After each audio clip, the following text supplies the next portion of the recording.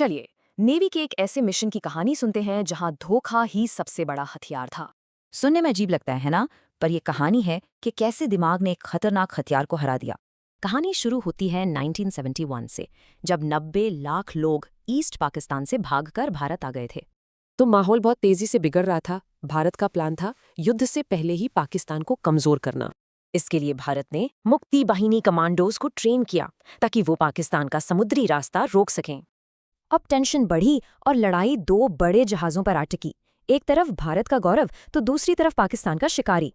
Operation x से पाकिस्तान इतना बौखलाया कि अब उसका एक ही मकसद था, INS विक्रांत को तबाह करना।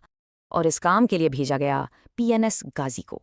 उसे बस एक ऑर्डर मिला, विक्रांत को ढूंढो और डुबो दो। लेकिन इंडियन नेवी को खबर लग गई थी और तब वाइस एडमिरल कृष्णन ने बनाया एक जबरदस्त प्लान।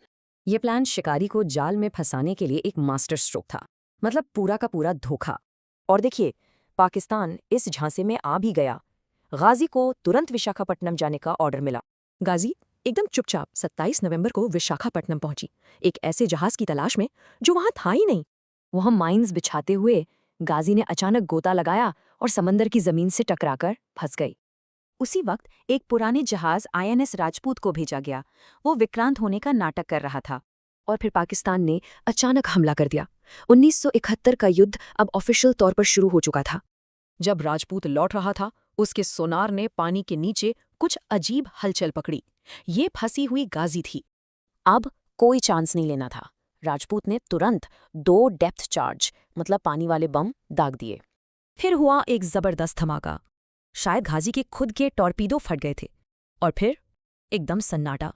बाद में गोताखोरों को मलबे से एक घड़ी मिली जो ठीक इसी वक्त पर रुकी थी। शिकारी मारा जा चुका था। अगले दिन जब सबूत मिले तो ये पक्का हो गया, वो मलबा PNS गाजी का ही था। अब गाजी के खत्म होने के बाद INS विक्रांत ने ईस्ट पाकिस्तान की पूरी तरह से नाकाबंदी कर दी और इसी वजह से 93,000 पाकिस्तानी सैनिकों को सरेंडर करना पड़ा। ये एक बहुत बड़ा टर्निंग पॉइंट था।